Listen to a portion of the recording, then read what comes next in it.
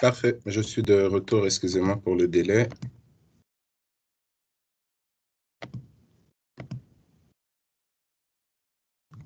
On m'entend bien?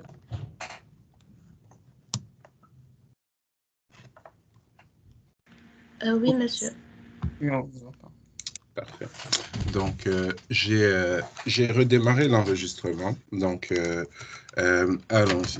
Donc, dans un premier temps, je vais y aller graphiquement. Ça va pour illustrer le concept. Et ensuite, on va rebasculer ici dans...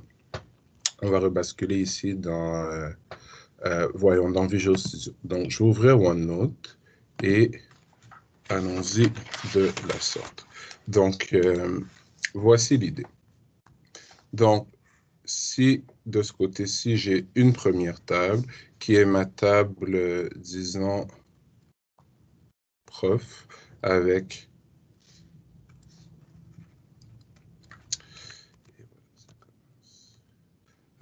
évidemment l'ID du prof, le nom du prof et la spécialité du prof. Donc, l'ID, le nom du prof, la spécialité du prof. Donc, ce sont mes différents champs. Et de l'autre côté, j'ai cours, par exemple, où on a l'ID du cours, évidemment, le titre du cours, la description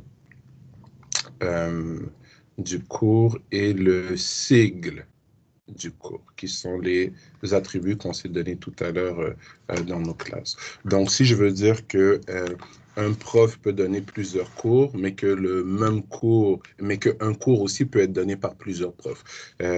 Ça arrive au cégep, à l'université, même au primaire, où pour une matière en particulier, il y a plusieurs champs d'expertise, donc à différents moments dans la session, différents enseignants viennent échanger avec les étudiants là, par rapport à la section du cours qui est leur spécialité. Donc, ça veut dire qu'on a une relation plusieurs à plusieurs ici entre prof et cours. Donc, allons-y avec notre table de jonction au milieu juste ici, qui serait la table, évidemment, prof, cours. Et cette table, évidemment, elle aurait un ID ici, un ID prof et un ID cours. Donc, jusque-là, pas trop de problème. Et on sait qu'on a une relation comme ceci et comme ceci. Donc, une relation... Est-ce que tu peux répéter ce qu'il y avait dans le milieu? Est-ce que je m'excuse de t'interrompre? J'ai pas compris. Okay. Tu as le ID prof, tu as le ID cours, puis tu as le ID prof cours. Exactement. Okay. Donc, l'ID qui est ici est l'ID unique. Ça va pour que chaque enregistrement soit unique. Et bien, évidemment, chaque combinaison ici, ID prof, ID cours. Bon, il y a plusieurs manières de faire une table de jonction. Donc, il y en a qui vont avec une clé primaire composée, qui est composée de seulement ces deux-là. Moi, j'aime bien toujours mettre un ID un champ ID pour chacune de mes tables parce qu'il est généré automatiquement par la base de données. Je suis garanti qu'il va être unique. Donc, dans ma table de jonction, j'ai l'ID ici de la table de jonction plus l'ID du prof et l'ID du cours, c'est qui fait mon association entre les deux. Ça va pour ça? Yes, sir. Merci. Parfait. Donc, on utilise deux technologies ici. Donc, c'est là où il va falloir porter attention là, à ce que je vais raconter dans les prochaines secondes. Évidemment, je n'ai pas ma souris. Ok, on va essayer d'y aller comme ça. Donc, je vais... Excusez-moi, je n'ai pas ma souris, donc pour minimiser... Ah! Ok. Ça va mal minimiser, maximiser avec le touchpad, mais bon, ok. Donc, on a deux technologies, ça va? On a le Link2SQL et on a le Entity Framework. On sait que le Entity Framework s'assoit sur le Link2SQL. Donc, je vais vous parler des deux patterns ici. Donc, si je veux faire une requête, plusieurs, si je veux faire une requête sur des tables comme celle-là, qui sont liées par une relation de plusieurs à plusieurs. Disons que moi, mon but final, c'est de récupérer dans mon application, disons, l'ID, c'est de récupérer dans mon application finale le nom du prof, par exemple. Cours. Ouais, c'est de récupérer, par exemple, disons, le nom du prof et le titre du cours et le sigle du cours. C'est ça que je vais récupérer dans mon application finale. Je sais que dans la table prof, j'ai le nom du prof. Dans la table cours, j'ai l'information T et SG. Donc, on est obligé de naviguer à travers les trois tables pour récupérer notre résultat final. Donc, en Link2SQL, comment ça marchait, si on se souvient? Oups, je n'aurais pas dû effacer ça. En Link2SQL, comment ça marchait, si on se souvenait bien? Ben, on créait notre base de données et dans l'environnement graphique de Visual Studio, on allait faire un drag and drop de la table prof, de la table prof cours et de la table cours. Ce qui fait que dans mon objet Link2SQL, disons que je l'appelle DB Context. Si je faisais DB Context point, j'allais voir prof. DB Context point, j'allais voir prof cours. Et DB Context point, j'allais voir cours. Ça va pour tout le monde? Tout le monde me suit jusque-là? À main levée, c'est important, s'il vous plaît. Oui, non, peut-être? Est-ce que tu peux répéter? J'ai pas focusé, excuse. Donc, quand on était en Link2SQL, même si ma base de données a 50 tables, ben, quand je crée un objet Link2SQL, je choisis les tables que je veux manipuler avec le Link2SQL. Donc, si on choisissait cette table-ci, cette table-ci et cette table-là, donc les trois tables qu'il y a ici pour créer notre objet Link2SQL, et disons que notre objet Link2SQL s'appelait DB. Donc, si j'écrivais DB point, je verrais, excusez-moi, je verrais db.prof. Le S ici aurait été rajouté par ma classe Link2SQL. Je verrais évidemment cours ici et je verrais .prof cours. Ça va pour tout le monde. Ça, c'est en Link2SQL. Par contre, en Entity Framework, si je crée la classe prof et je crée la classe cours et que je configure une relation plusieurs à plusieurs entre les deux, on va revoir comment faire ça tout à l'heure, et que ma classe entité s'appelle DB, ben, qu'est-ce que je vais voir? Je vais voir prof et je vais voir cours. Le prof cours, il a été généré dans la base de données, mais je ne vais pas le voir dans mes classes entités. Pourquoi? Parce que les classes que j'ai créées, c'est prof et cours. Donc, les seuls objets auxquels j'ai accès, c'est les objets. Les seules tables auxquelles j'ai accès, c'est les tables qui correspondent aux classes que j'ai créées, prof et cours. Mais prof cours existe quand même dans ma base de données. Donc, déjà là, on voit qu'il y a une différence entre les deux technologies.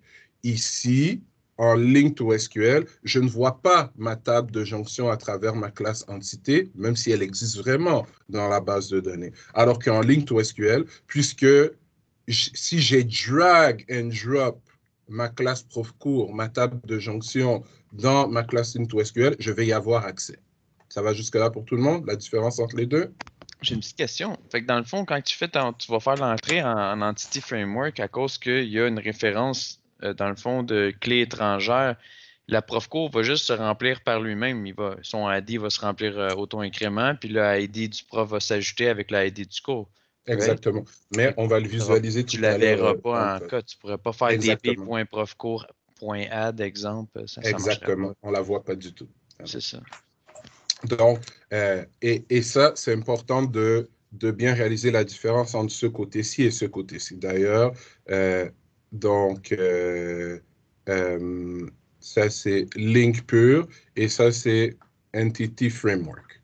Ça va? Et on se rappelle, la classe link, on devait créer la base de données d'abord et drag and drop les tables qu'on voulait manipuler à travers le code. Alors que le entity, on crée les classes et la base de données est générée. Donc, on voit les tables correspondant aux classes qu'on a créées, mais les tables qui sont créées automatiquement à cause des relations qu'on a configurées dans nos classes ne sont pas visibles dans le code. Ça, c'est le Entity Framework. Mais le link, puisque je choisis ce que je drag and drop, si je drag and drop prof court, je vais voir prof court. Ça va? Donc, regardons le cas du link. Donc, après, on va regarder le cas du entity. Donc, je vais faire un petit zoom out. Je vais essayer en tout cas. Voilà, c'est mieux. Pourquoi j'ai oublié ma souris aujourd'hui? OK, c'est pas grave. Donc, allons-y. Je vais écrire ici. Donc, je suis en link. Donc, disons var résultat égale.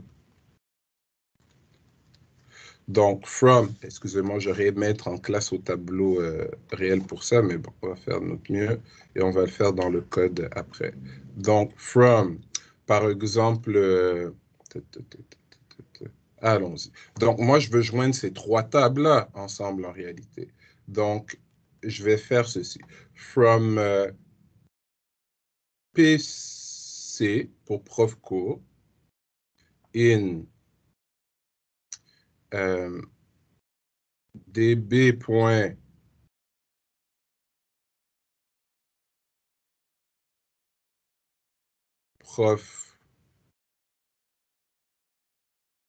court join. On va essayer de m'écrire. Join. Je vais aller avec prof. Join P. P pour prof. Ça va? Oups. P in db.prof. Donc, jusque-là, on n'est pas loin du tout du SQL standard. Ça va? Donc, on quoi? On pc.idprof.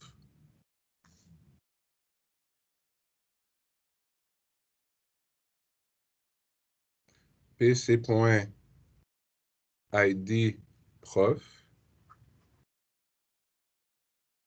equals p.id. Tout le monde comprend ce qui vient de se passer ici. Je vais essayer de zoom out. Excusez-moi, je n'ai pas ma souris, c'est pas évident. Comme ça. Ouais.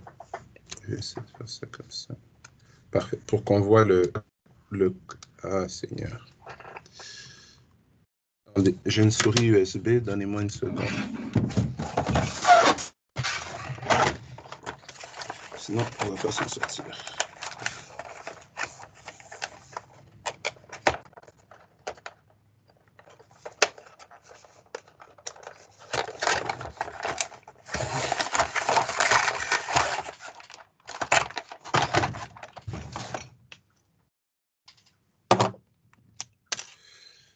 J'ai une souris USB avec fil.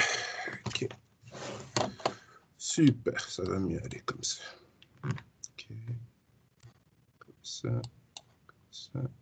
Donc, donnez-moi 2 petites secondes. Donc, on va ramasser. OK.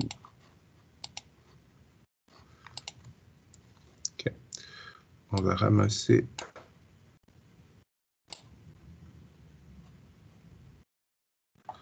Ramasser ça ici.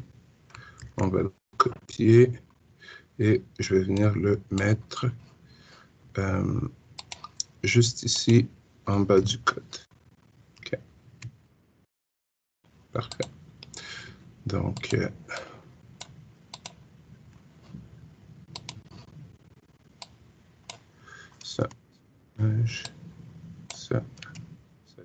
OK.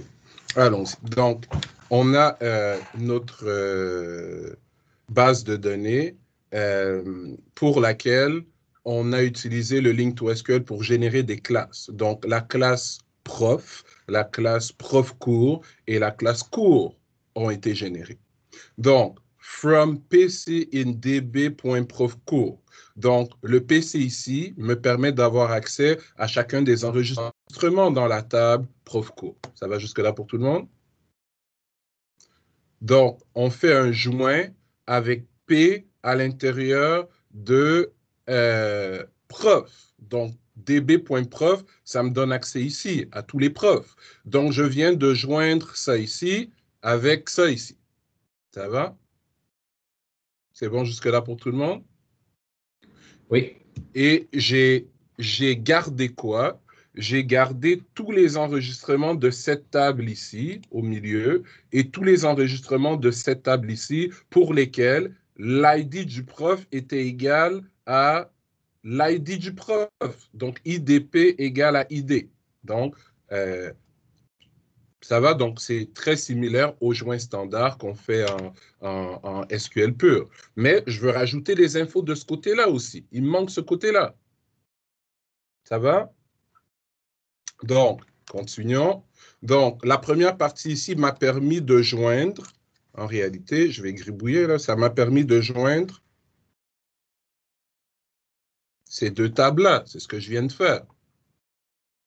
En link, right? En link. OK, c'est ça. Ça va? On va arriver au entity tout à l'heure. Parce que j'ai bien fait la distinction au départ. En link, je vois tout ça. En entity, la table prof cours, je ne la vois pas. Ça va? Mais je monte les deux. Pourquoi? Parce que je ne sais pas avec quoi vous allez travailler. Vous pouvez être dans une entreprise où c'est monté avec du link pur. Donc, ça va être la syntaxe qu'on est en train de monter. Si c'est montré en Entity Framework, on ne voit pas cette table, mais on est quand même capable d'arriver à nos fins. Et je vais vous le montrer tout à l'heure. Donc, là, je vais être capable de joindre aussi ce côté-là. Ça va?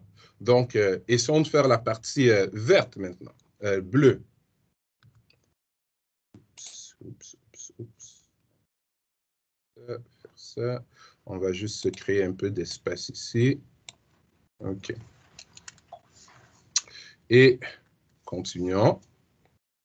Donc, toute cette première partie-là ici nous crée une grande table. Et à cette table-là, on veut en joindre une autre. OK. Je continue. Join. C in db.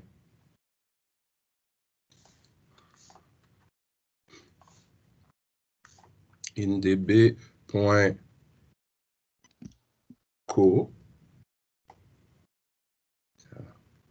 on PC, j'utilise PC pourquoi? PC fait référence à ma table de jonction du milieu. PC.idc, l'ID du cours, ça va, est equals à quoi? À C.id.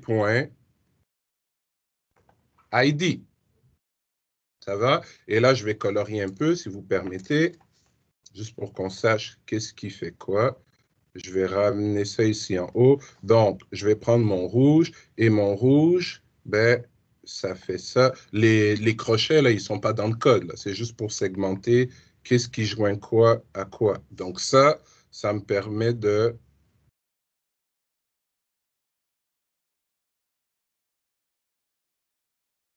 faire ça ici. Ça va? Et maintenant, la deuxième partie qu'on a rajoutée, je vais le faire en bleu ici. Ça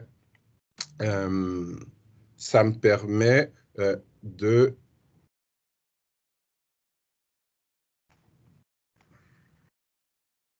faire ça ici. Ça va? Donc, tout ce qui est rouge ici, je viens à travers ma table PC faire la jointure, la jointure bleue que je viens de dessiner. Ça va pour tout le monde? Monsieur? Oui. Monsieur, j'ai compris, mais est-ce que vous avez écrit join C/N, c'est ça? Joint, c'est in. Ah, in. OK. OK, c'est bon. Ça va? Pour Oui. tous les C à l'intérieur de la table Oui. cours. C Oui, pour c'est cours, bon, P pour prof, PC pour prof cours. Ça va pour tout le monde? Et si je voulais joindre une quatrième table, je pourrais continuer comme ça à l'infini, là. Si la structure de ma base de données le permettait, évidemment. Donc, maintenant que j'ai joint les tables, ben, il faut que je récupère ce que j'ai à récupérer à l'intérieur. Ça va pour la jointure? Le rouge et le bleu, tout le monde est d'accord, ce que j'ai écrit, ça semble découper ou joindre mes tables de la façon dont on a montré. Ça va? Oui, ça va. Donc, je vais me redonner un peu d'espace. OK. Et terminons le travail. Bon, je vais me débarrasser de... C'est pas évident. OK, c'est pas grave. Parce que je vais effacer ça pour que quelqu'un ne croie pas que ça fait partie du... OK. Donc, maintenant, je vais finir avec un select. New. On a dit qu'on voulait sélectionner quoi tout à l'heure? Je ne me rappelle plus. J'ai dit que je voulais sélectionner le nom du prof, le titre du cours et le cycle du cours. OK? Donc là, tout ce qui va me rester à faire, c'est... donc, je suis en train de créer un objet sur mesure ici. Ça va? Je n'ai pas d'objet, moi, qui contient juste le nom du prof, le titre du prof. On comprend l'idée? Donc, je vais venir ici et on crée un objet anonyme. On appelle ça comme ça. Donc, on va venir ici, je vais écrire par exemple NP, ça va devenir l'attribut NP de cet objet anonyme. Donc, NP égale, et j'ai P ici. Donc, je suis capable d'aller chercher P point, le nom du prof. Le nom, excusez-moi, P point, le nom du prof. Virgule, on a dit qu'on voulait le titre, mais c'est le titre du cours. Oui, le titre et le cycle. Donc, je vais mettre ici TC pour titre de cours égale. Donc, on crée des attributs, on est en train de les inventer parce que c'est un type de données anonyme. Donc, titre de cours, donc ça va être C point son titre et le dernier, c'était le sigle. Donc, sigle du cours égale le cours.s, j'ai écrit quoi? .sg. .sg. Tu Et vas-tu le voilà. faire tu le faire sur Visual Studio tantôt ou je le démontrer comme ça présentement? Non, ça en Link, je le démontre juste comme ça parce que c'est toujours le même principe. Je vais le faire pour le Entity parce qu'on est en Entity. Ok, tu vas le faire Je sur vais, clavier? je vais coder la version Entity avec vous. Mais la version Link, je pense qu'on comprend le schéma, là. Ça va? T'es-tu game de nous faire un screenshot comme tu nous avais fait la dernière fois? Oui, c'est prévu. C'est pour ça que, t'es bien gentil, j'essaie de bien dessiner. C'est peut-être un petit drawing pad pour les prochaines sessions. Ça serait un beau petit cadeau. Là. Il est là, sauf que ça fait longtemps que je n'ai pas dessiné, ça paraît. OK. Donc, je répète, puisque je vais faire ça, ou plutôt ça. Donc, ça, ici, ça va, c'est ça qui m'a permis de joindre ces trois tables ensemble. Ça va? Et maintenant qu'elles sont jointes ensemble, je veux choisir les informations que je veux retirer. Donc, Select New. je crée un objet anonyme, donc ça ressemble à un objet JSON entre accolades, et ben, je donne un nom d'attribut, je le remplis. Un deuxième nom d'attribut, je le remplis. Un troisième nom d'attribut, je le remplis. Et c'est ça qui va m'être retourné ici. Si jamais j'avais pris la peine, parce qu'avant de faire une requête, on sait c'est quoi le résultat auquel on s'attend. Donc, si moi je savais que c'était ces trois informations-ci que je m'attendais à recevoir, ben, ce que j'aurais pu faire, j'aurais pu préalablement venir me créer un petit objet ici. Tiens, je vais l'appeler...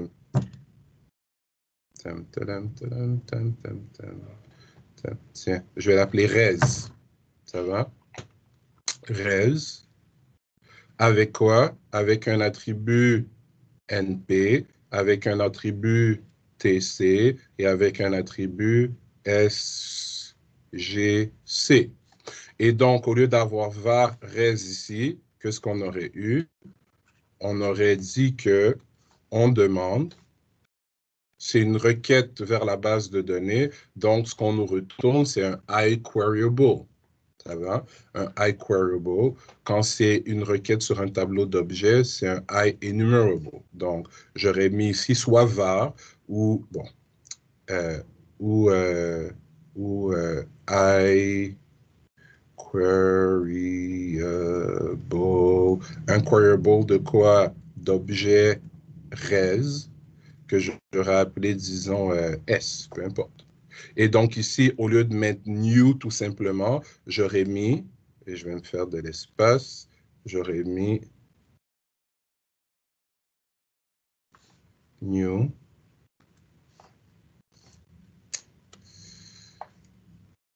Ça bug, ça bug. 2 secondes.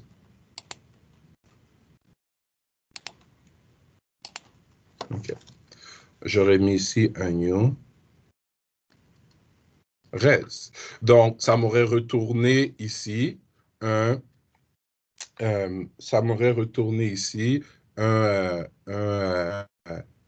voyons, un tableau d'objets res et chaque objet contiendrait quoi? Contiendrait le nom du prof et le nom d'un prof et le titre du cours et le cycle du cours qu'il donne. Ça va? Ça, ce serait en link. Donc, c'est très similaire aux joints sur les tables multiples en SQL standard. Donc, on prend toujours le milieu, on le joint à la table de gauche. Ensuite, le résultat de ça, on le joint à la table de droite. Et ensuite, on peut choisir à l'intérieur ce qu'on veut récupérer.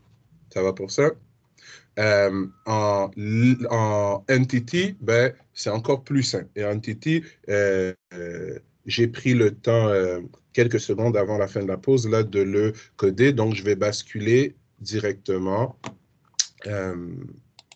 dans Visual Studio. Donc, j'ai fait ceci pendant la pause. Donc, ma fameuse classe cours que j'avais tout à l'heure, je l'ai gardée, mais j'ai fait quoi? J'ai rajouté ça à l'intérieur. Public virtual list de prof. Et ma table prof, j'ai fait quoi? J'ai gardé ce qu'on avait avant la pause, mais j'ai rajouté public virtual list de cours. Et j'ai créé un Entity Framework DB ici. Donc, j'ai créé une classe entité qui a un DB7 de cours et un DB7 de prof. Donc, si on se rappelle bien, ce que j'ai fait ici et ce que j'ai fait ici, c'est la manière de créer une relation plusieurs à plusieurs. Oui? C'est beau, tu viens de le dire, c'est plusieurs à plusieurs et non un à un, c'est ça? Non, c'est plusieurs à plusieurs. Plusieurs à plusieurs, parfait. Juste quand c'est comme ça, c'est plusieurs à plusieurs. Exactement. Juste pour vous en rappeler, sur le canal du cours, là, je suis dans le sprint 3, si on remonte, ben, je vous les avais tous mis. Là. Donc, une relation plusieurs à plusieurs, le code est là, avec les exemples qu'on avait fait, là, un à plusieurs, le code est là, ça c'est quoi, un à un, le code est là. Merveilleux. Donc, si j'ouvre SQL Server Management Studio, ça va. Donne-moi juste une seconde que je m'organise, excusez-moi. Donc, j'ai créé ma classe entité et j'ai exécuté le code qui se trouve ici. Ça va? Je ne vais pas le réexécuter une deuxième fois. Pourquoi? Parce que ça va essayer de... Vous savez quoi? Réexécutons-le une deuxième fois. Hein? Je vais être gentil avec vous. Donc, tout ce que je vais faire, je vais décommenter. Tantôt, qu'est-ce que j'ai fait? Donc, j'ai créé un nouveau prof. Je lui ai donné un ID, je lui ai donné un nom, une spécialité et je lui ai donné une liste de cours, 2 cours. Périphérique, objet connecté, introduction à la mécatronique, etc. Ça va? Et j'ai ajouté mon prof dans la base de données. Ça va? Donc, la routine qui est là, on va la regarder après, c'est ma requête sur mes tables multiples. Oui? Le fait que tu sois capable d'y passer une liste de cours, c'est parce qu'il y a une relation plusieurs à plusieurs, c'est ça? Oui, C'est là pourquoi tu es capable de lui passer dans ton objet prof, c'est ça? exactement. C'est parce que Sinon, le tu pourrais prof, pas, il serait pas capable de le voir. exactement, il a sa liste de cours ici. Ok, c'est là que tu l'as déclaré aussi en liste. Ok, Mhm. parfait. Donc, je reviens ici. Donc, je vais juste enlever ça. Ça, c'est pour la démo de la requête multiple tout à l'heure. Donc, je vais changer les valeurs juste pour qu'on ne réinsère pas 2 fois le même prof avec le même cours, avec les mêmes ID. Là. Donc, si je vais dans ma base de données, on la voit ici. Oups. Diagramme. New diagram. Donc, juste pour prouver que c'est bien une relation plusieurs à plusieurs, ça va? Donc, j'ai ma relation plusieurs à plusieurs. Et mon insertion, si je regarde ce qu'il y a dans la table cours, je vais vous donner ce projet-là après pour que vous puissiez le réexécuter sur votre machine. Donc, dans la table cours, on voit bien périphérique et objets connectés, introduction à la mécatronique, ça va? Ils sont là. Qui sont le même périphérique objet connecté ici et introduction à la mécatronique qui est là. Et pour l'enseignant lui-même, il y en a un seul, Tonier, génie électronique, etc., etc. Donc, si je vais dans la table prof,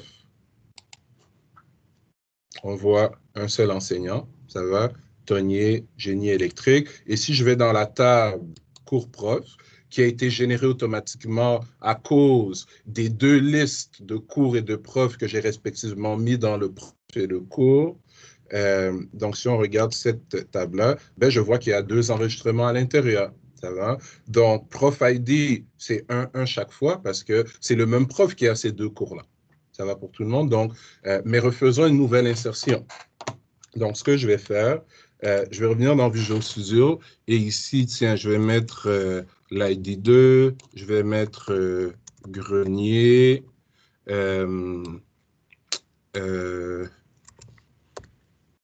networking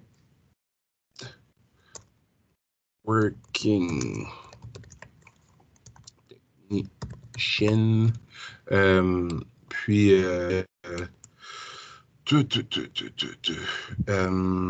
voyons.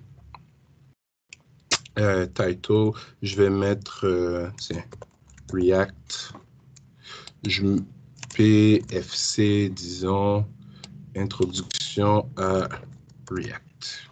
Et ici, je vais mettre l'ID 3, l'ID 4.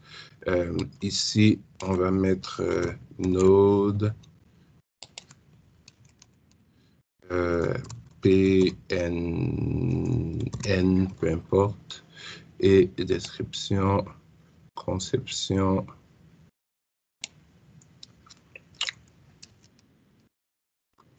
MEA, MERN. Parfait. Donc, ID 4. Donc, faisons notre insertion. Ça va? Donc, je vais retourner sur ma page index, qui n'a rien du tout, là. C'est juste qu'il me faut une page index pour exécuter. Donc, faisons ça et on devrait normalement trouver des nouveaux enregistrements à l'intérieur de notre base de données. Donc, on attend, il n'y a pas d'explosion jusque-là, c'est blanc, on signe.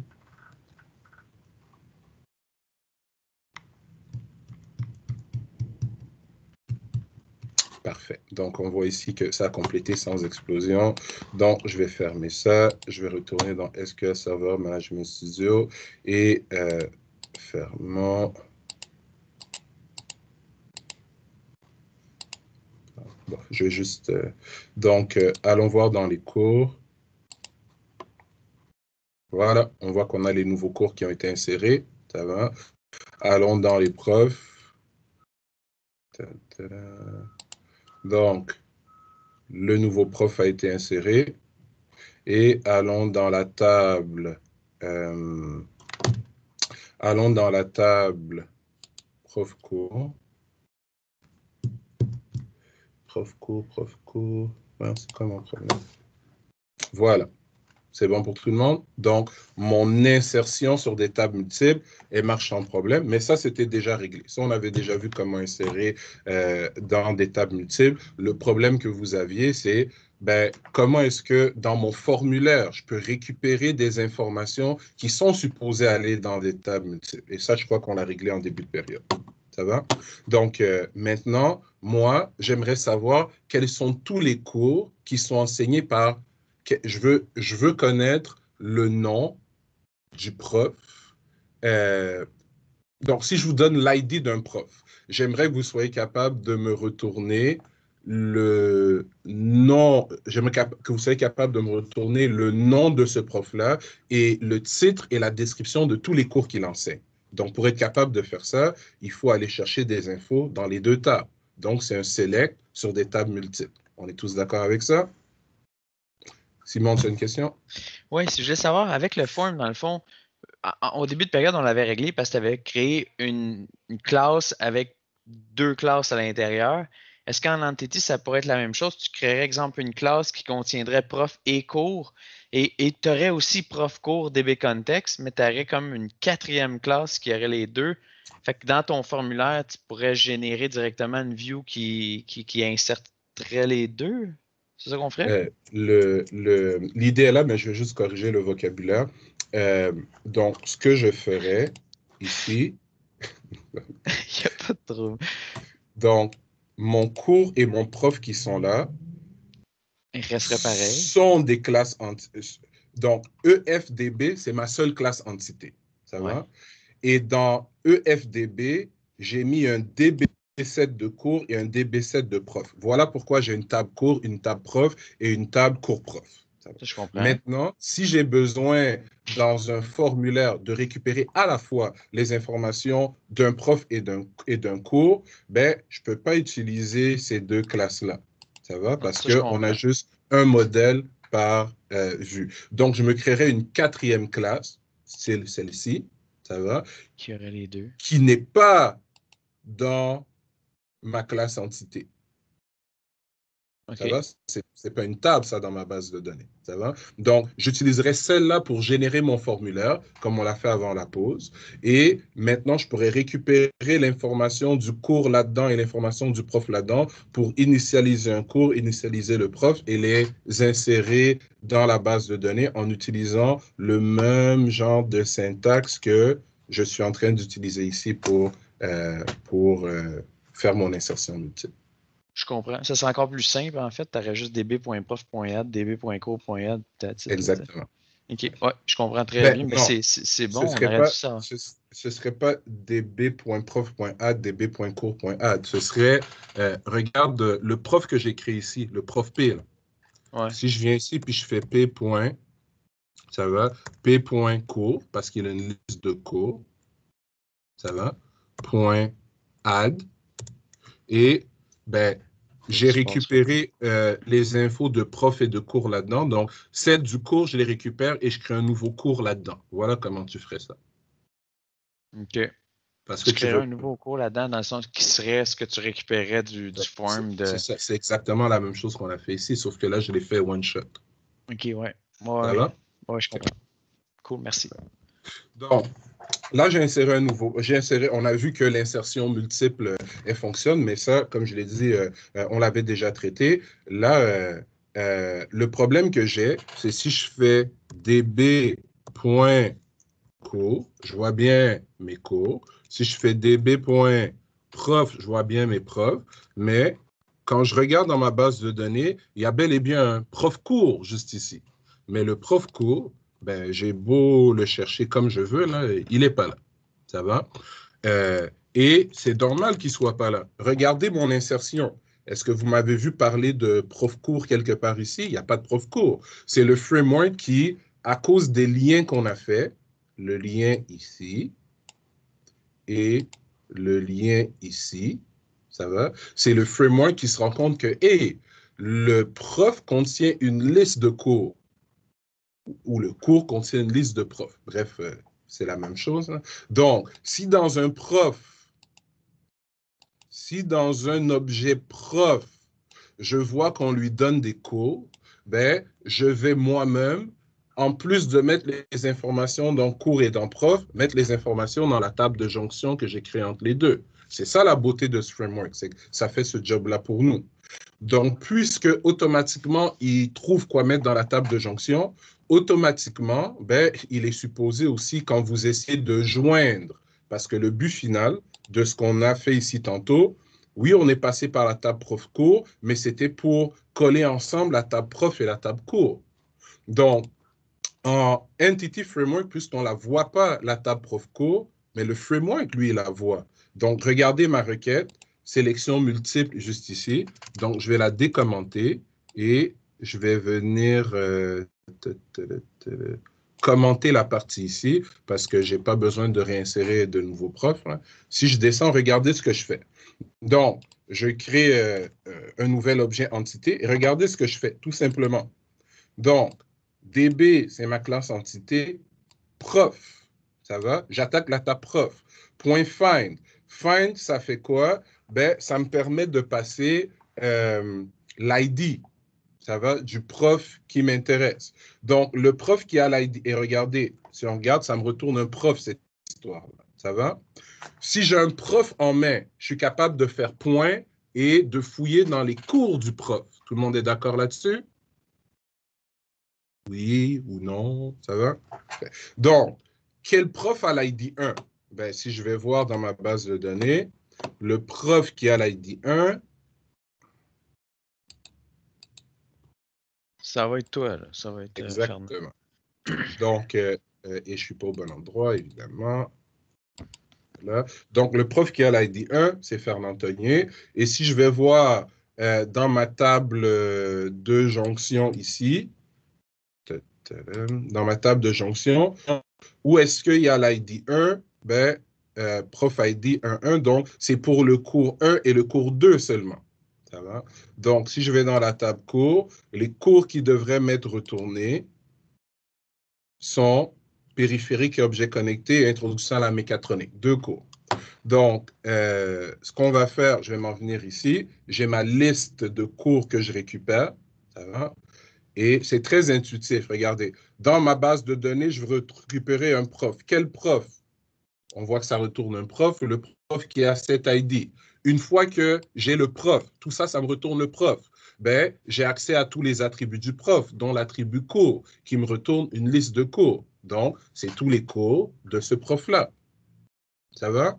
Une fois que j'ai la liste de cours, ben là, je peux fouiller dans la liste de cours pour récupérer juste le nom du cours ou juste le cycle du cours. Je peux faire ce que je veux. Donc, mettons un point d'arrêt juste ici. Ça va être comme pour les messages, dans le fond. Quand tu envoies un message à l'admin ou qui envoie un message aux étudiants, ça va être un peu de cette façon-là, ce que tu vas aller chercher tous les messages. Exactement. Cool. Donc, je vais lancer ça.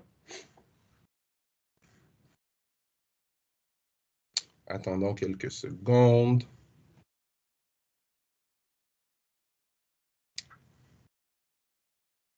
OK. Donc, on va faire un petit step over. Donc, déjà, si on regarde ici, on voit que le compte est de 2. C'est bon signe parce que je m'étais mis juste 2 cours tout à l'heure. Et si on l'éclate, ben, on voit que le premier cours, c'est quoi? Périphérique à objet connecté. Et que, réduisons ça, le deuxième cours, c'est quoi? Le deuxième cours, c'est quoi? Introduction à la mécatronique. Si je m'amuse à changer ça, si je stoppe et je viens plutôt mettre ID 1 ici. Là, pardon, l'ID 2. Et là, je me suis amusé à trouver le prof en utilisant la méthode find. Mais on s'est amusé à faire beaucoup de requêtes. J'aurais pu y aller avec where qu'on a utilisé. J'aurais pu y aller en link pour récupérer le prof. J'aurais pu aller avec les expressions lambda. Je vous ai déjà montré tout ça. Ça va? J'ai juste profité de l'opportunité pour vous montrer une nouvelle fonction. Et l'ID qui est ici, bien évidemment, on l'aurait récupéré de où? Ben, d'un formulaire. On aurait pu créer une vue qui affiche le nom de tous les professeurs, un list box, un menu déroulant, par exemple. Et quand je choisis le nom d'un professeur, qu'est-ce que ça me retourne? Ça me retourne son ID. Et j'utilise son ID pour faire la recherche ici et récupérer tous ces cours. Ces cours, je pourrais les retourner à une vue qui liste les informations des cours. Donc, c'est toutes sortes de patterns qu'on aurait pu mettre en branle. Bref, j'ai mis le chiffre 2, je vais relancer et on devrait voir les 2 cours qu'on a attribués à Marc dans notre liste.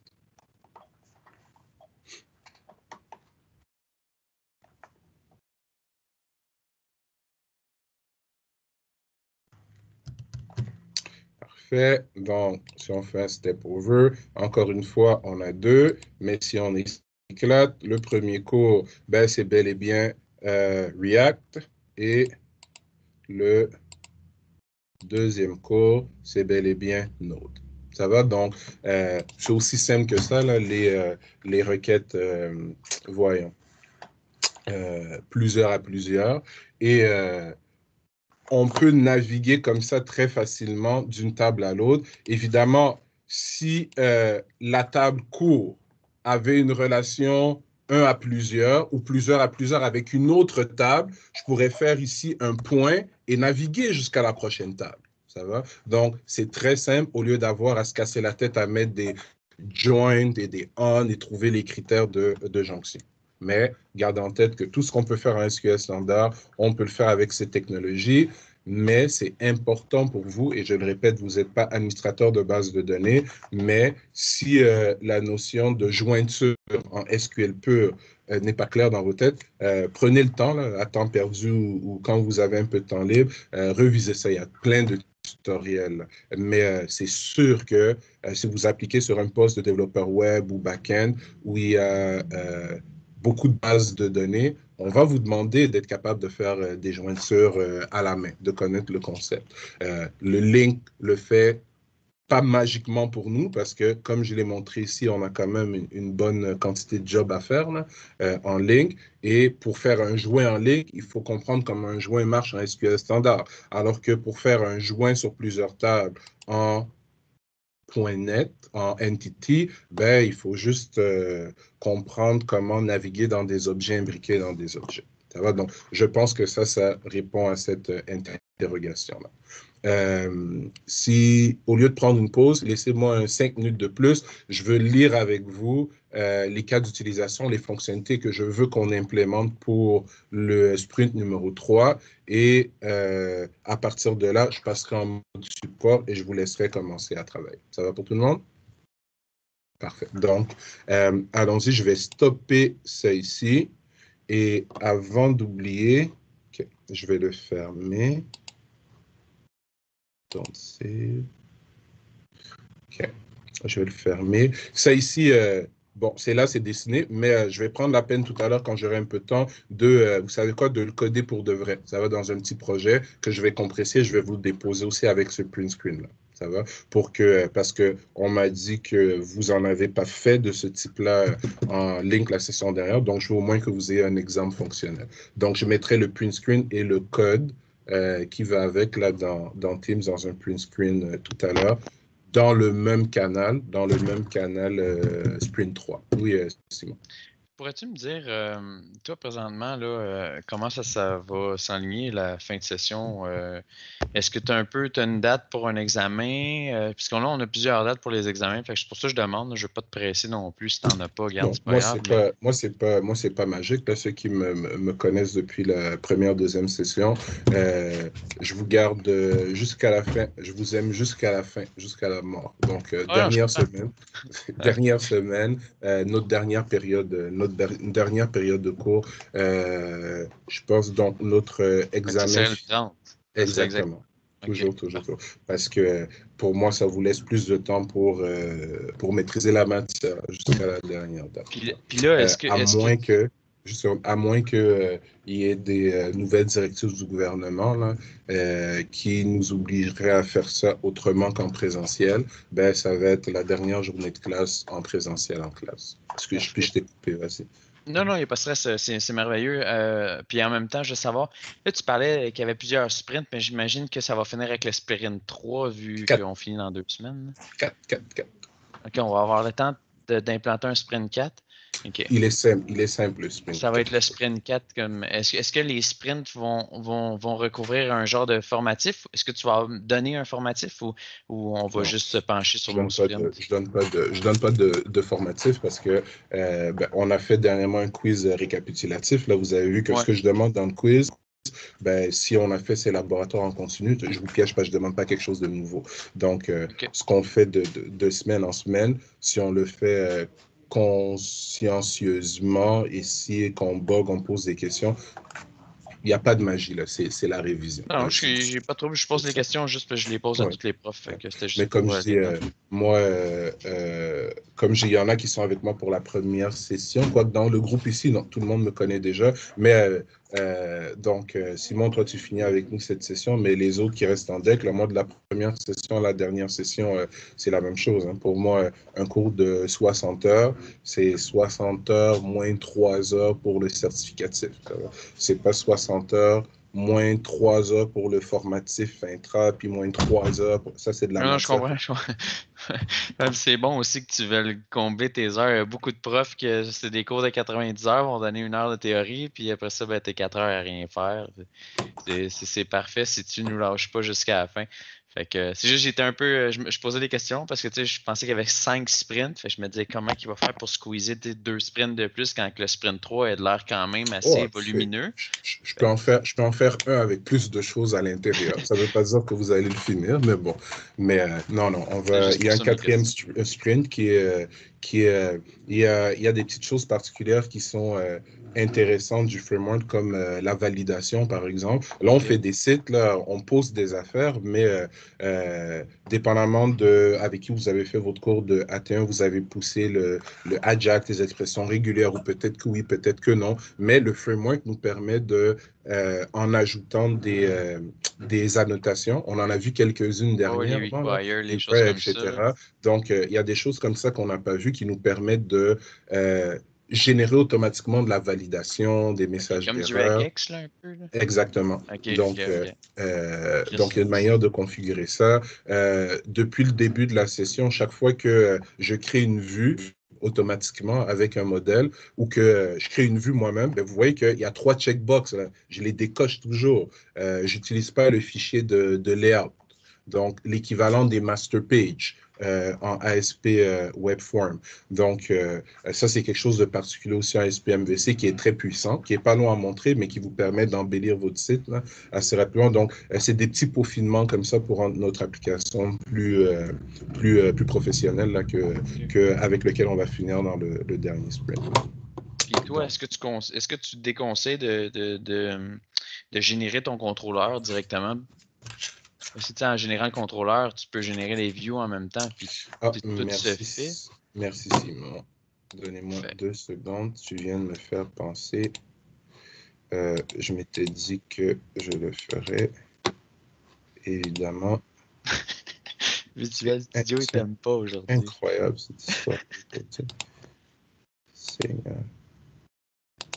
J'espère que ça ne va pas scraper mon projet. Dem. OK. Ça. Juste ici. OK.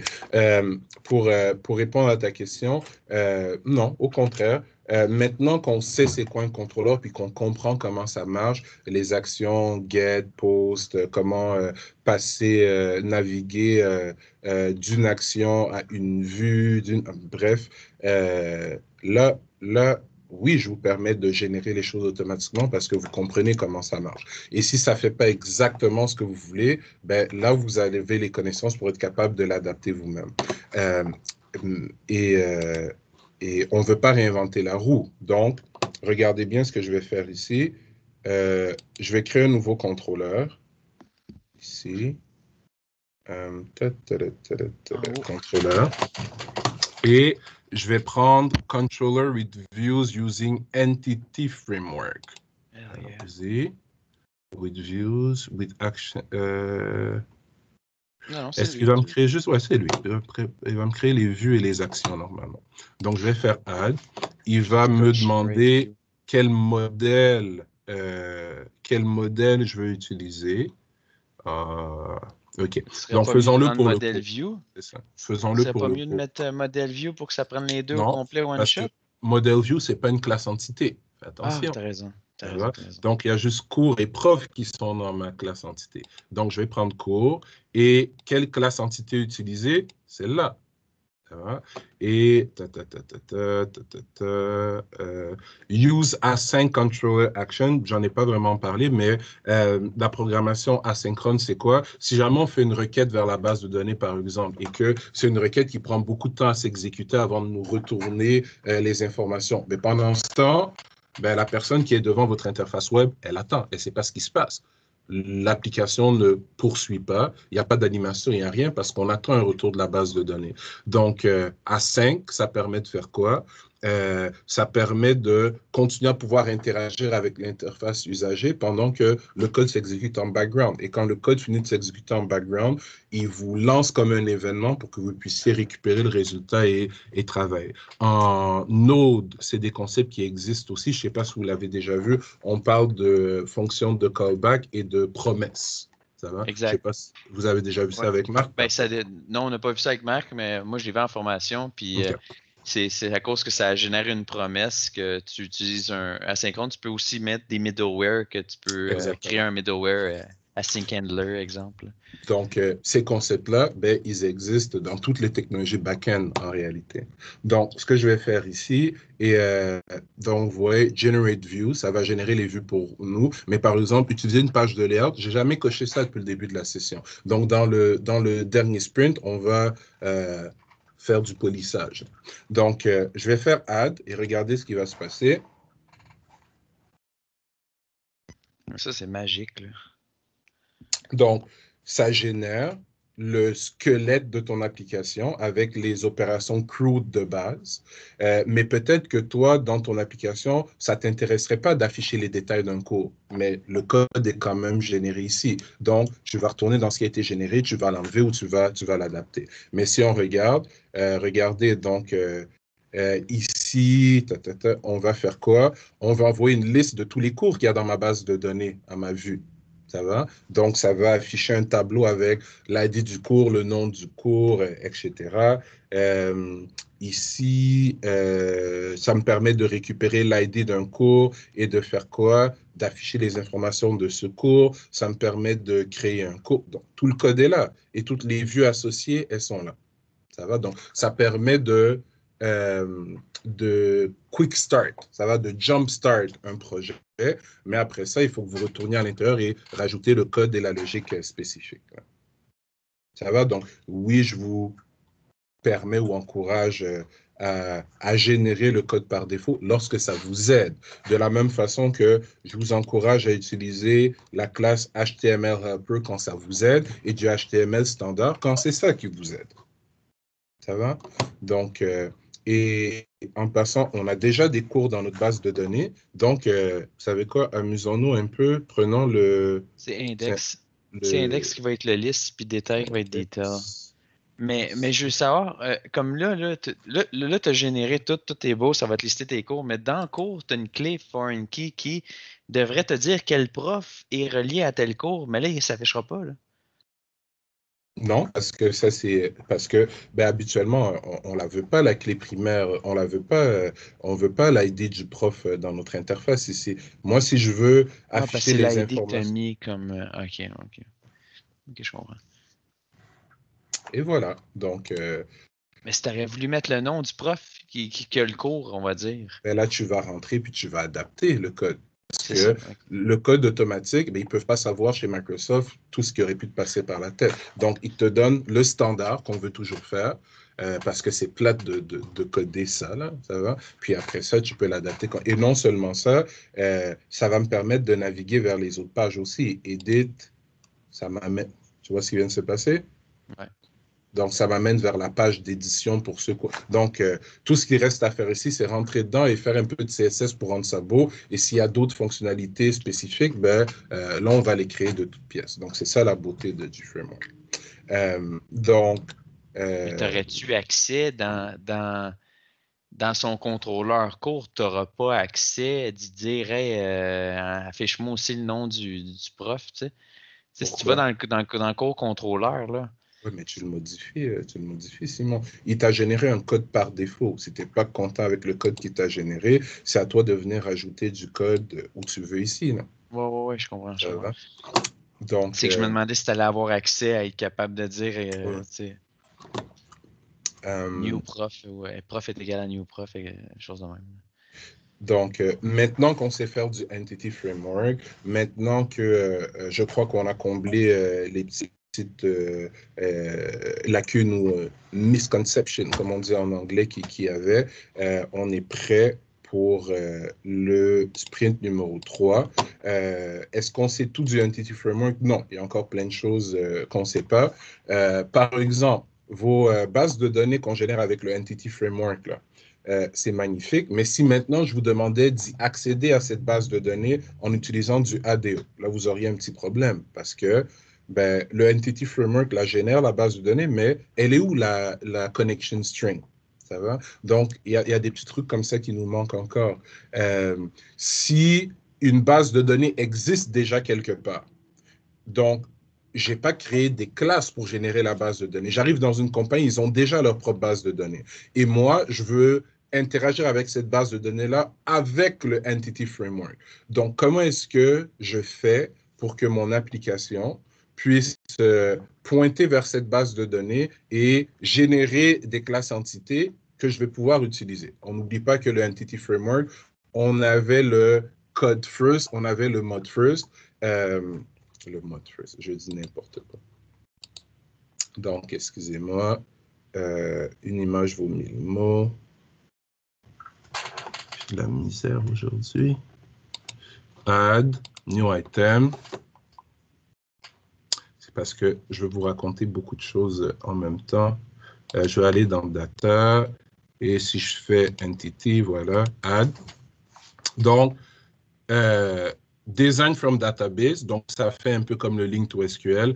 Empty entity first designer model. Donc ici, j'ai un assistant graphique où je dessine mes classes et puis ça génère la base de données. Ici, empty code first model. Moi, au lieu de vous faire partir d'ici, je vous ai fait quoi? Je vous ai appris à, parce que ça fait quoi? Ça vous crée le squelette de la classe qui hérite de DB context. Ça va, c'est ça, de DB context. Et puis, c'est là-dedans que vous déclarez vos DB7 de cours, DB7 de prof, etc. Moi, je vous ai appris à ne pas passer par cet assistant, à directement créer votre classe cours, prof, créer votre DB context et mettre ce qu'il faut mettre à l'intérieur. Mais il y a ça aussi, code first from database. Donc ici, je pointe une base de données et ça me génère une classe qui hérite de data context, et à l'intérieur, ça met automatiquement les DB7 avec des objets qui correspondent aux tables dans la base de données. Donc ça, par exemple, on n'y a pas touché. Mais ça, c'est intéressant si j'arrive en entreprise et il y a une base de données déjà existante et je veux la manipuler à partir du entity. Mais bref, c'est des petites précisions, des petites variations qui, avec la base que vous avez déjà, ne sont pas si lourds que ça à attaquer. Et c'est toutes ces petites choses que je veux brosser dans le dernier sprint. Pas celui-ci, le prochain. Donc, si on lit ce que je vous ai mis ici, donc, le sprint 3 consiste à implémenter les cas d'utilisation suivants en utilisant le Entity Framework Code First. Un étudiant inscrit à la plateforme pourra s'inscrire à des cours correspondant à son niveau scolaire. Donc, ce qu'on avait jusqu'à présent, c'est un étudiant qui arrive sur notre plateforme et qui remplit le formulaire d'inscription. donc son nom, son prénom, son niveau d'éducation, etc. Et il reçoit un username et un password par défaut. Donc, c'était ça notre inscription. Donc, on s'inscrit à la plateforme de e-learning, mais on n'est pas inscrit à un cours en particulier.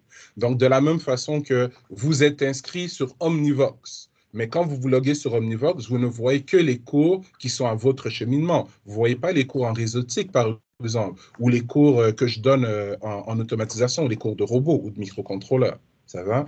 Donc, ce qu'on est en train de raconter ici, c'est que je suis déjà inscrit à la plateforme, donc je vais me loguer avec le username et le password que j'ai mis à jour après avoir utilisé mon username et mon password par défaut. Et dans les options qui s'offrent à moi, je vais avoir la possibilité de... on avait déjà implémenté le fait de pouvoir voir les différents cours qui appartiennent à notre niveau d'éducation, mais là, je vais pouvoir choisir un de ces cours-là et m'inscrire à ce cours. Et encore une fois, je me suis basé sur quoi pour cette histoire-là? Si je vais sur Chrome, et je vais utiliser encore Udemy comme modèle. Excuse, Fernand, j'ai une question. Comment tu fais pour un peu voir... je comprends un peu, mais comment tu le verrais en image? Tu vas t'inscrire. C'est ce que je suis en train de faire ici. Donc, donnez-moi une seconde. C'est plus dans la base de données. Tu t'inscris, c'est quoi ça va faire? Ça va mettre un nom dans une nouvelle table qui va s'appeler inscription au cours? Ou... Non, attends. Mais c'est ça, je ne vais pas vous donner la réponse, je vais vous y penser. S'inscrire à un cours. Ça serait inscription, puis tu aurais le nom de la personne, exemple, son niveau d'éducation. Tu as la table étudiant d'un côté, disons. Tu sais, la table prof-cours, c'est une inscription, ça, en réalité. OK, ouais, je comprends. Ça va? OK. T'as le nom du cours, t'as le nom du prof. OK, je viens de... Merci. Voyons. Mettons ASP. Okay. Donc, disons que je me suis connecté et on voit tous les cours auxquels j'ai accès par rapport à mon niveau d'éducation. Ça va? Si je clique sur le cours de C# qui est ici, là, je peux m'inscrire au cours. Ça va? Tout le monde comprend ce qui vient de se passer? Oui, mais comment tu fais arriver à t'inscrire pour transférer l'info de l'ID? C'est là que j'arrive pas. Je perds mon ID à cause de l'autre page. À l'autre page, j'ai mon information de la liste qui peut être apte parce qu'il était avec le même niveau d'éducation. Et si je m'en vais dans une autre option par la suite, j'ai un peu de difficulté à transférer mon ID pour qu'il reste avec cette personne-là. Non, vous n'avez pas appris à utiliser les cookies en ASP? Pas du tout. À différents cours, à ASP, il faudrait que je revoie dans mes notes s'il y a des notions de cookies là-dedans. Si tu as eu l'autre prof là, en AT1, c'est sûr que tu n'as pas vu ça. Moi, je ne l'ai pas vu. Une seconde. Donc, on peut le faire avec des cookies, on peut le faire avec du Ajax, on peut le faire de différentes manières. Faut juste y penser un peu. Donne-moi 2 secondes. ASP. Non, je ne vais pas m'entendre. Vous voyez ça ici, là? Tout le monde voit mon écran? Okay. Vous savez c'est quoi des cookies, déjà? Oui. Techniquement, le codage, est-ce que c'est le même que PHP ou quoi que ce soit? C'est juste ça. Ça ressent. Ça va. Fait que, il y a la référence ici qui explique comment utiliser des cookies. Fait que tu pourrais utiliser des cookies pour faire ça. Une autre chose qui serait que tu pourrais faire, c'est que, et laissez-moi retourner sur ici pour ça. Donc, OK.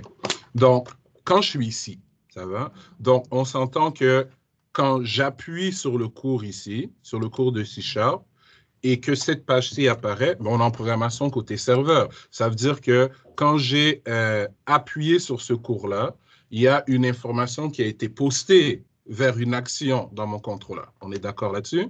Oui. Donc, cette information-là, c'est probablement l'ID du cours sur lequel j'ai cliqué. Ça va? Exact. Donc, côté contrôleur dans mon action, avec cet ID-là, je récupère les informations du cours et ça me permet de retourner l'utilisateur vers une vue cours dans laquelle je fouille à l'intérieur du modèle, de l'objet cours que j'ai passé en paramètre pour générer la page qui est juste ici. J'ai l'icône du cours, le prix du cours, les modules du cours, la description du cours. Et ben, puisque j'ai passé mon objet cours, j'ai aussi l'ID de ce fameux cours. Ça va? Ça, je te suis. Mais le lié à la personne, c'est là que j'ai un peu de difficulté. Ben, le lien à personne, je veux dire, quand tu appuies ici sur ajouter au panier, ben, tu soumets les informations du cours. Il n'y a rien qui t'empêche de soumettre aussi l'ID. On a vu en début du cours aujourd'hui comment mettre dans une même page des informations qui proviennent de différents objets. Donc, dans la page... Nouvelle info-là, oui, je pense que je peux creuser cet aspect-là. Mais plus simple que ça encore, Notepad++. HTTP cookie, me semble, puis après, tu déclares ton cookie. Ben, même plus simple que ça, je vais juste vous donner un petit indice ici. Là. Juste vous donner un petit indice ici. Input, type, parce que je veux que vous y pensiez un peu. Là. Je ne vais pas vous donner tout l'algorithme. On a déjà vu ça dans notre vie? Oui, mais ça, c'est beau. Ben, ça, je voulais éviter une autre entrée de données que le membre a à rentrer. Non, ben tu sais, que tu le sauves dans un cookie ou que tu passes l'ID de l'utilisateur qui est login puis tu le caches dans une balise hidden, ben c'est toujours la même info. Tu la mets juste à des endroits différents. Tu ne peux pas t'en sortir sans ça. Ça va? OK. Donc ça, c'est pour notre première fonctionnalité. Un étudiant pourra consulter la liste des cours auxquels il est inscrit. Bien là, je pense que c'est assez clair. Une fois qu'on s'est inscrit à un cours, donc je répète, si ici, ce n'est pas prof, mais c'est étudiant, et ici, c'est cours, bien, la table de jonction ici, bien, c'est la table d'inscription à un cours. Chaque fois que j'ai l'ID d'un étudiant là-dedans et que j'ai l'ID d'un cours à côté, ça veut dire que cet étudiant-là, il est inscrit à ce cours. Et on vient de voir aujourd'hui comment récupérer tous les cours associés à un prof. Ben, c'est la même chose pour récupérer tous les cours associés à un étudiant. Donc, vous avez déjà une partie du code ici pour ce point-là. Ça va? À travers la plateforme, l'étudiant sera en mesure d'acheminer des questions à l'enseignant et de recevoir des réponses concernant les ressources didactiques particulières. Donc, en français, ça veut dire, ben, on a une espèce, je ne veux pas qu'on envoie des emails au prof et que le prof nous réponde par email. On a déjà vu comment envoyer des emails. C'était notre génération de username et mot de passe par défaut qu'on envoie. Ça, c'est déjà validé, c'est déjà testé. On sait déjà techniquement comment faire ça. Moi, ce dont je parle ici, c'est d'une espèce de forum ou de chat interne à l'application. Donc, si un étudiant peut poser des questions à son prof et que le prof peut répondre à son étudiant, c'est-à-dire que quelque part dans notre application, ce prof-là et cet étudiant, ben, ils communiquent ensemble dans une boîte. Là. Il y a une table de messages, si on veut, entre le prof et l'étudiant, où l'étudiant peut inscrire des informations dans cette table et le prof peut lire les enregistrements qu'il y a là-dedans, il peut répondre, etc., etc. Donc, je veux que vous pensiez un peu à comment est-ce que la base de données doit être structurée pour faire ça. Ça va? Et je fais exprès, je ne vous ai pas donné de squelette de diagramme de base de données parce que vous savez faire de relations 1 à 1, 1 à plusieurs, plusieurs à plusieurs, vous savez faire des requêtes. En entreprise, on va vous donner des fonctionnalités comme celle-là et il n'y a personne qui va vous donner la structure de la base. Il faut que vous vous asseyez que vous pensiez un peu. Qu'est-ce que ça prend pour que quelqu'un qui est logué ici sauvegarde des messages quelque part et quelqu'un d'autre qui se logue ait accès aux messages dans cette base de données et puisse les afficher dans son interface. Comment est-ce que lui peut répondre aux messages? Bref, je veux que vous y pensez. Et quand je suis en support, ben, ça me permet de répondre ou de challenger votre design. Mais vous devez faire un design et vous devez me demander de le challenger. Ce serait pas plusieurs à plusieurs? C'est possible. Ça va? Donc, plusieurs messages. Une personne peut envoyer plusieurs messages, puis une personne peut lire plusieurs messages, non? Oui. comme je dis, mais il faut s'assurer que les messages que tu envoies, ils sont juste à l'enseignant et etc. Pour cette fonctionnalité-là. Pour celle du bas, à travers la plateforme, l'étudiant sera en mesure d'acheminer des questions à tous les autres étudiants participant au même cours et de recevoir des réponses. Ça, là, c'est un forum de classe, ça va? Donc, tout le monde écrit quelque part et tout le monde est capable de récupérer ce qui est là-dedans, de le voir, tout le monde est capable de répondre. C'est un peu différent de ce qui est demandé ici. Ça va? Mais je veux que vous y pensiez et que vous me présentiez votre piste de solution pour que je dise ça fait du sens ou fais attention, tu vas tomber dans tel ou tel piège. Ça va? Que puis-je dire d'autre? Non, ça va. C'est bon. Je pense que ça donne les indices que je veux bien donner pour l'instant. Donc, pour la balance, il reste 1 heure. Là. Je vais stopper l'enregistrement d'aujourd'hui et passer en mode support. Donc, je vous laisse commencer à travailler.